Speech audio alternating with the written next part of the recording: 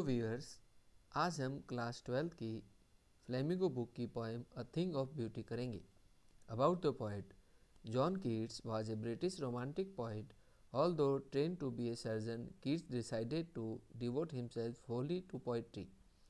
Keats' secret, his power to sway and delight the readers, lies primarily in his gift for perceiving the world and living his moods and aspirations in terms of language. The following is an excerpt from his poem Endymion, a poetic romance. The poem is based on a Greek legend in which Endymion, a beautiful young shepherd and poet who lived on Mount Latmos, had a vision of Cynthia, the moon goddess. The enchanted youth resolved to seek her out and so wandered away through the forest and down under the sea. कवि के बारे में, John Keats एक British romantic कवि थे। यद्यपि Keats शल्य चिकित्सक के रूप में प्रशिक्षित हुए, किंतु उन्होंने स्वयं को पूरी तरह काव्य को समर्पित करने का निश्चय कर लिया।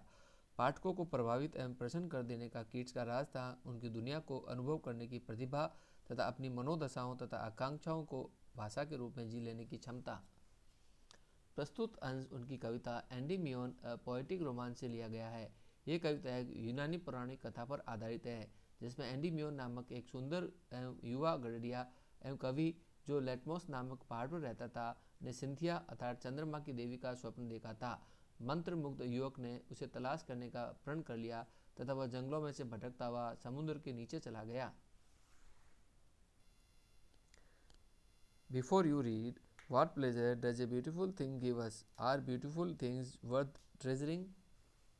कोई सुंदर वस्तु हमें क्या आनंद देती है? क्या सुंदर वस्तुओं को सुरक्षित रखा जाना चाहिए? A thing of beauty is a joy forever. Its loveliness increases, it will never pass into nothingness, but will keep a bower quiet for us and a sleep full of sweet dreams and health and quiet breathing. Words meaning, for ever सदा के लिए, loveliness सुंदरता, पास into nothing लुप्त हो जाना, बावर लता मंडप छायादार स्थल। एक सुंदर वस्तु सदा के लिए आनंददायक होती है, इसकी सुंदरता बढ़ती चली जाती है, यह कभी लुप्त नहीं होती। यह हमारे लिए एक शांत लता मंडप अर्थात छायादार स्थल बना देती है तथा हमें मधुर सपनों भरी नींद तथा स्वस्थ एवं शांत सांस प्रदान करती है।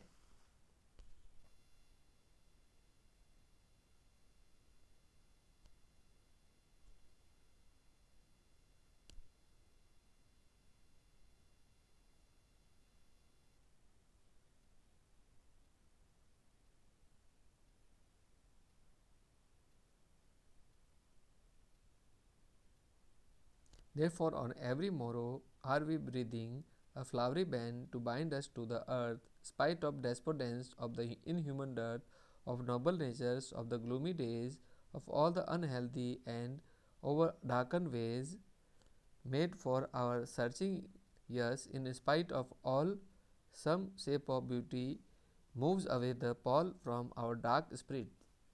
वर्ड मीनिंग्स, मोरो सुबह, रीदिंग गूंथ रहे, फ्लावरी फूलों की, बैंड बंधन की डोरी, बाइंड आपस में बांधना, स्पाइट ऑफ के बावजूद, डेस्पोडेंस निराशा, इनह्यूमन क्रूर, डर्थ कमी, ग्लूमी निराशाजनक, ओवर डार्कंड अंधकार में निराशा भरे, पॉल अंधेरे का लबादा, स्पिरिट्स आत्माएं मन। यही कारण है कि हम प्रत्येक सुबह जमीन से जुड़े रहने हेतु फूलों के बंधन गूंथते रहते हैं। संसार में निराशा, श्रेष्ठ लोगों की अमानवीय कमी, निराशा भरे दिनों तथा हमारे भटकने के लिए बने सभी अस्वस्थ एवं अंधकार में रास्तों के बावजूद, हाँ इन सब के बावजूद कोई सुंदर वस्तु हमारी आत्माओं पर से अंधेरे का लबादा दूर कर देती है।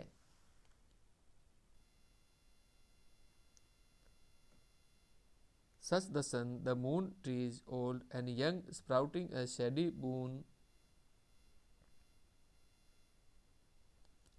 for simple sheep, and such are daffodils with the green world they live in, and killer rills that for themselves a cooling covert make against the hot season. The mid forest break, rich with a sprinkling of fair musk rose blooms.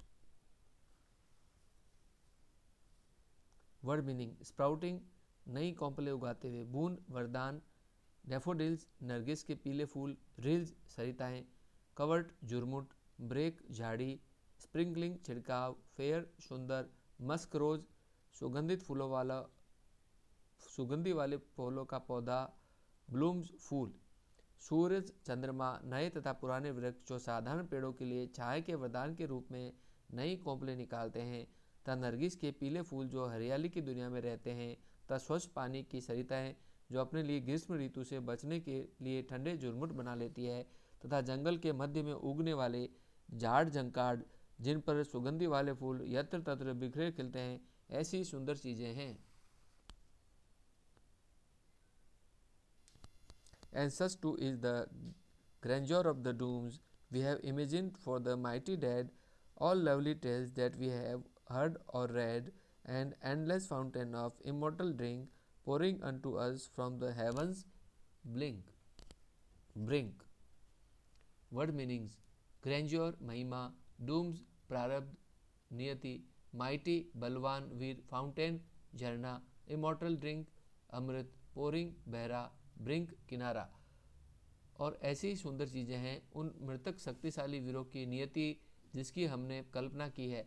वे सब सुंदर कथाएं जो हमने सुनी या पढ़ी है, ये सब अमृत का अनंत झरना है जो स्वर्ग के किनारे से बहकर आ रहा है। प्लीज़ आज आप मेरे चैनल को लाइक कीजिए, शेयर कीजिए और सब्सक्राइब कीजिए। Thank you.